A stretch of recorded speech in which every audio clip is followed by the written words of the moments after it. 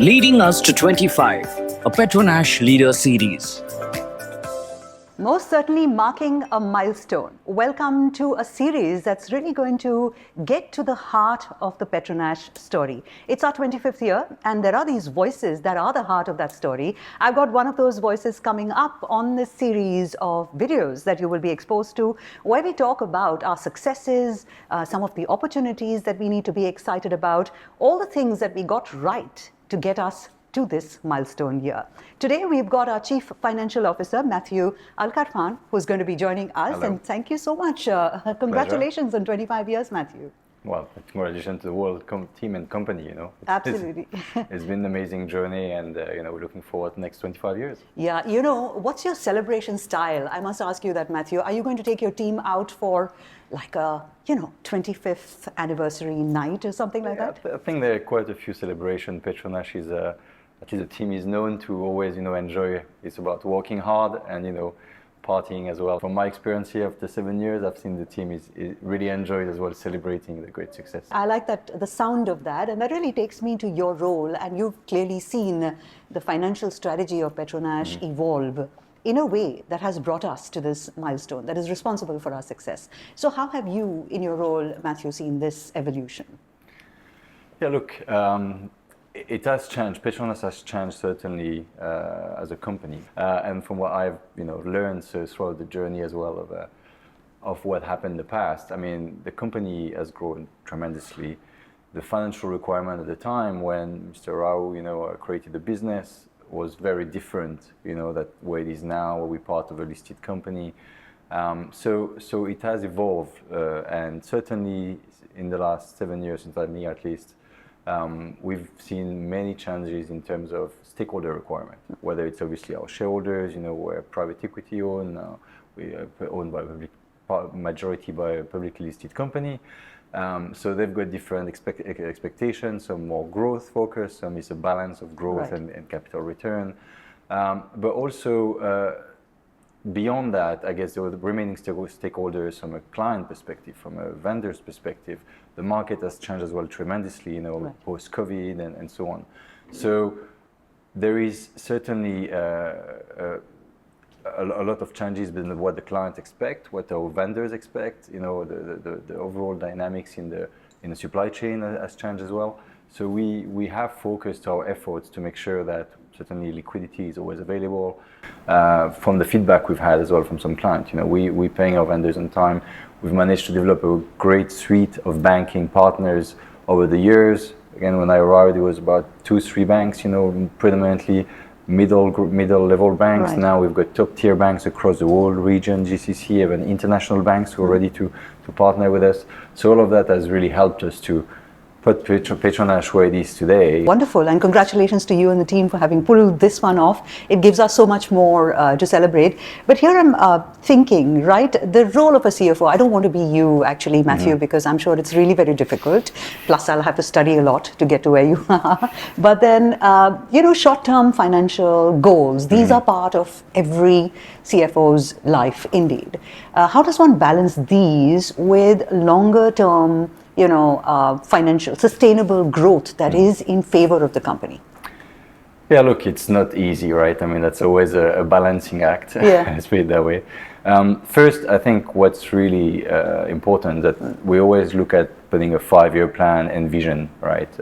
So we make sure that despite all, I could say, any firefighting challenges or whatever we have in the short term, whether good or bad, there is, we know we want to head, and what's our direction. And that's always very important because then on the short term, even if you forget a bit about the future, then you always kind of go and recheck, say, okay, how are we doing against that vision and that strategy? So that's the first, key principle. And once you've got that a robust long-term strategy, which is achievable and, you feel you can really deliver against, then there's always, surprises day to day. Things happen in the market, macroeconomics, politics change, and we have to deal with it.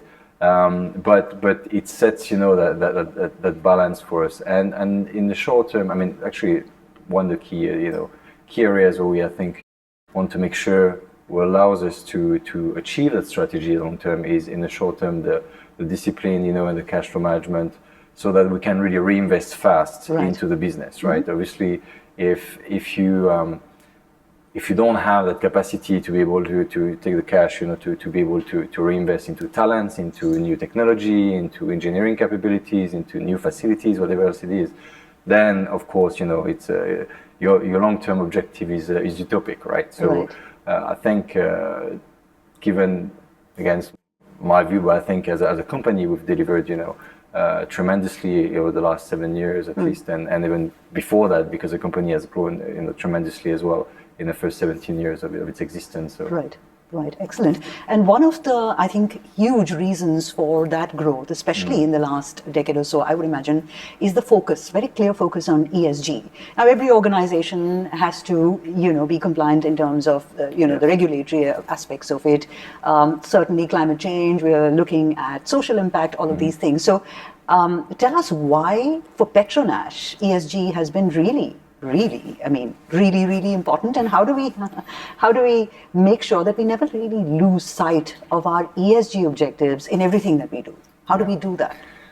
But ESG is an interesting topic, right? I mean, it's obviously talked a lot about, and obviously for our industry it's even more important, because I guess in the energy industry a lot of time people see it as a negative industry to be in. So it's important that we balance it out by other initiatives and demonstrate that ESG is not just carbon emission. Environmental part is one aspect, but for us we've been very involved and very, very keen to push on the social aspect as well as the governance aspect.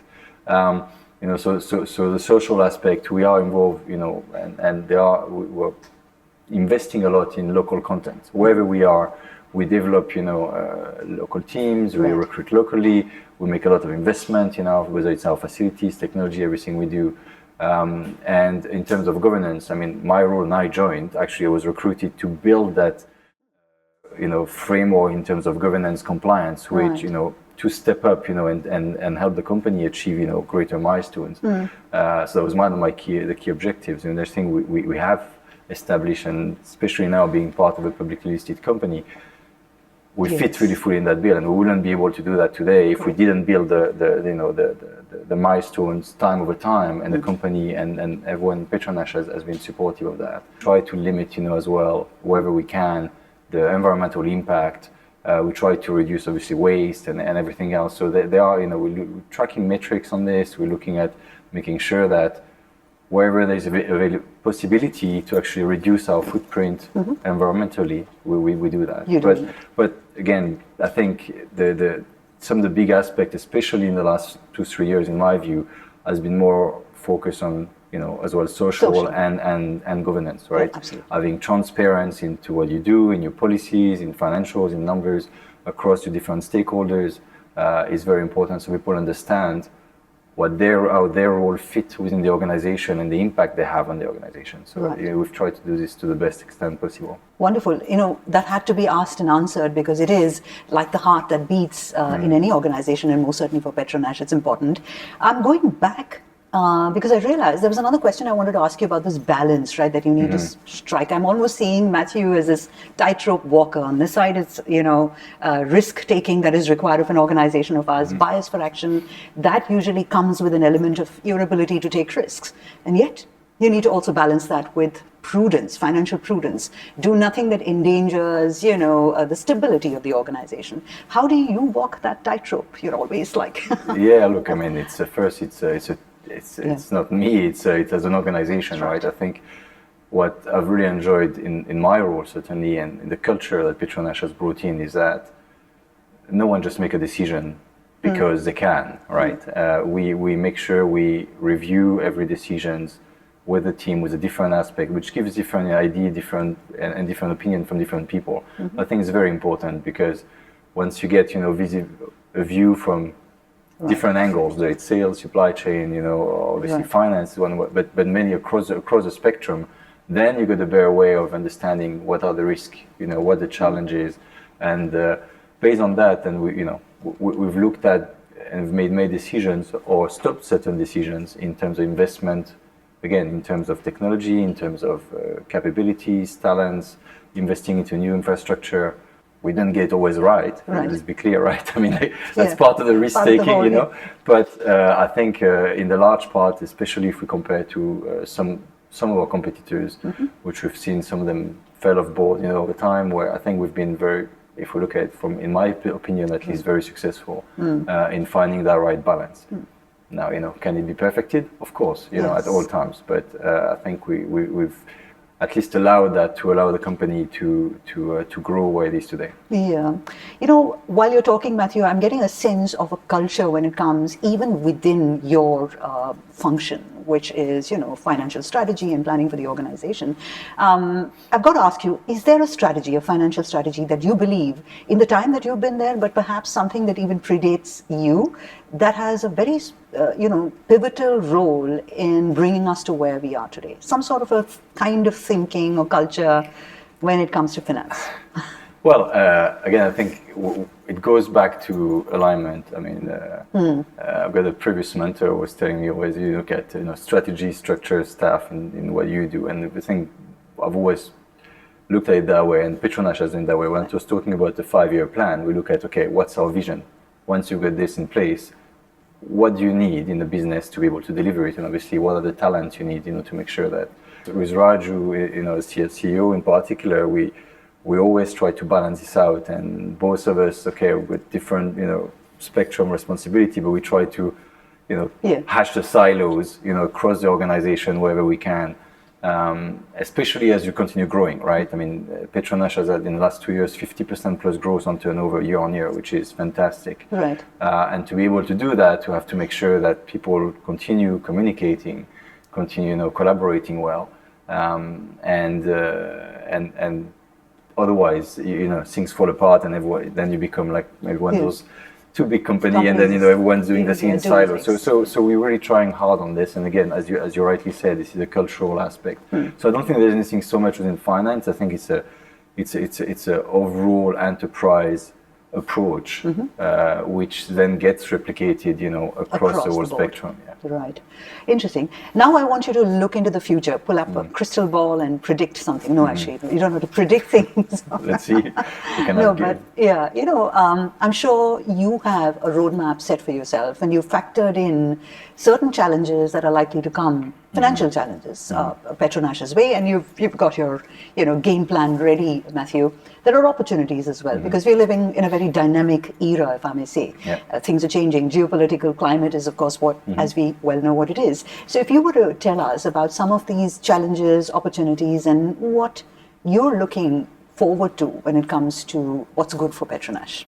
But we all know that things can change very quickly. If we just look between the last 3-4 years, between COVID, you know, between the geopolitical tensions and so on, all of those have got impacts. You know, which for us, in the way our business model is, it's probably we don't get impacted directly next day. Also, that could happen, like COVID, but it's predominantly a bit more medium term. So it gives us a little bit of time to foresee things, and we try to prepare for that. Right. That being said, you know, I mean, financially, all those things bring a lot of volatility again from a exchange rate perspective, inflation, interest rates. You know, so you have to assess, you know, how it's going to impact your business model. But beyond this, first, I believe we're in very good position right now because the team has worked very hard over the last, you know, 2, 3, 4 years. I mean, even before that, especially post-COVID, now we've got visibility and backlog for the next 18 months, which in our company has never been the case before.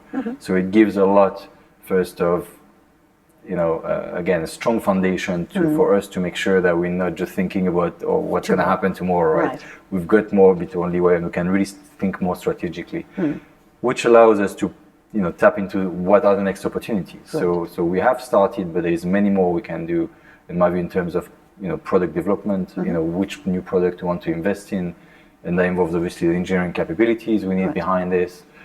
Which new geographies as well we tap in, right? So Petronash has always looked at serving the globe, you know, from our footprint, and even though in the past had different footprint and different facilities in the US and different places, but I think more than ever now in a challenging environment for globalization, I think where we are in the GCC is the best place in the world to be able to expand this and try to tap into different markets, you know. Then the other thing is around obviously technology internally, you know, looking at continuing streamlining, you know, our processes, bringing in technology, whether it's automation, AI, everything else. But, and coupled to that is investment in talent, right? So we are looking, you know, we are looking at, we're continuing doing training for our teams, development, because when so many things changing so fast, you need to make sure you got the right people. The right drive, who are keen and interested to also, you know, grow with the business, because the business is changing quite fast, right? So all those aspects, there are tremendous opportunities, and not all companies will be able to achieve that. We believe that we have a good plan to continue growing sustainably. I think that is the most important word for us has been always sustainability. Because you can start investing a lot of money into one area, and it's okay to take bets, you know, but if you, as you said earlier, you know, you can't take bets which will bring down the house, right? So you have to make sure you look at investing, you know, in this technology too, and that brings value and benefits for everyone, all the stakeholders. And you mentioned talent, right, as one of these key areas or opportunities, and indeed even a challenge, if I may call it that, because, like we said, the world is what it is. But I'm sure you have your view on the talent needs of an organization like Petronash. So if you look at a world that is being increasingly AI first and technology driven, and yet the contribution of human beings can never be, you know, underlined more. What would you say the future of talent for Petronash is looking like? Who are the kind of people we should be looking at? Look, I think in again such a fast-moving world, we need to be able to find people who are very adaptable, innovative, or at least thinking, you know, about creativity. And creativity is not just an artist, you know, type of mindset. Even in finance, you can be thinking about creative, you know, processes, doing things. I'm not saying making up numbers, clearly, right? But you know, like just getting things which no one has done before, right? Or thinking about a different way. And you're right, especially with in the age of AI. I think my view of AI and the way to use technology today is about how to augment human potential.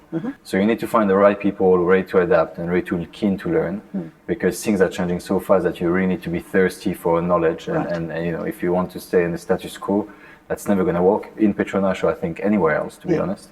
And once you harvest and you know how a bit to use that technology, is how do you use that to better yourself and better the organization. And tomorrow, I think there's a lot of discussions about, okay, AI will take over a lot of jobs and so on. Maybe, maybe not. No one really fully knows, but in the at least short and medium term, in my view, it's about whoever knows how to use AI, whoever knows how to use the tools, will be able to continue and take over the jobs of other people. So I don't know in 50 years, but at least in the next 5-10 years, there's no question that it's about the people who are ready to use those tools and can use those tools to help themselves at the same time, will be able to get, you know, the right roles in the organization. Yeah, and I think there are some lessons over there. And I like the phrase that you use. In fact, it's my favorite thing, the way people have explained this threat or the perceived threat of AI, as it's not about AI taking your job, but it's about someone who's using AI might actually take your job sooner, right? So that's an important point. And yes, upskilling yourself, reinventing yourself. These are, I think, for our viewers, certainly takeaways on what you should be looking at as talent who is going to craft, you know, Petronash's next chapter. But I'm not done with you yet, Mathieu. Because, you know, beyond numbers, you know, I'm sure you're creative with numbers, not that way, but you know what I mean. There are other aspects of your personality. We took a sneak peek into your room. You've got one of those standing, you know, workstations. You've got some sort of a fitness, I don't know, trampoline kind of thing. I don't know what it is. But we'll come to that aspect later. But first up, what beyond numbers in your role at Petronash do you really enjoy, really gives you satisfaction, Mathieu? With everything, you know, at least in my experience here in 7 years, what I've really enjoyed has been to be able to obviously work as a team to bring sustainability, you know, for the business and get the right talent who can continue growing. And when I see, you know, people who feel that, you know, they're really learning, right? They're really growing. They feel that they give the best of themselves. for the company. Right. That I really, I'm really proud of this, and I think there are many individuals. A majority of the people who have in the company are ready for that, Right. and are doing this. And I think that's what I enjoy the most, to see, when someone can really give their full potential. Right. You if it's yourself, of course, you're proud of yourself, but you also are, as a leader, Right. I really enjoy having people, growing through the ranks and doing this. At the end of the day, the role of a leader is to make sure that you recruit people smarter than yourself, right? So you need to have people who can just, hopefully, even tomorrow take over my job or whatever. I mean, it's not about the fear. It's about making sure that you get the right people on the train Right. for the journey, right? Yeah, absolutely. Wonderful. I'm glad that you brought that out with respect to being inspired, also the role of a leader. It's nice to see that you're focusing on the growth of your team members and taking joy in the fact that they are doing well as well. But yes, now to come back to the other parts of Mathieu, the person, right, behind the suit. You've got plenty of interests, clearly. Fitness is certainly one of them. Tell us what else brings joy to Mathieu Al Kharfan's life. Yeah, look, I mean, my first being able to spend time with my family, Right. I really enjoy it. I mean, obviously, we've got a lot of time. We spend a lot of time at work, everyone. Previously, in my previous jobs, I was traveling a lot. Yeah. Now, still traveling clearly with Petronash, but a bit less, and that's certainly one aspect which I've enjoyed, allowed me to see my kids grow and develop. That's been, spending time, say, with them as my wife. Yeah. Traveling, of course, I would say, beside fitness, right? Obviously, I do a lot of sport. Right. Every day, I have to do something. Something. For me, it's hard to start the day right before actually, I start doing some activities. Like swimming, I went swimming this morning, or running, and less so because I'm injured now. But otherwise, cycling, do something, just to get your mind off as well. I think. Yeah. But is there something about Mathieu that not a lot of people at Petronash really know about? I'm asking you to reveal secrets over here. It's a gift on our 25th anniversary. Think of it that way. Well, maybe you can speak 5 languages, 10. No, well, I wish. Well, I have to think a bit about that one. I don't know. I mean, I'm a qualified dive master. All right. Okay, there you go. Is that something? Yeah. Yes, it is something. It is something. I think maybe one day I'll go.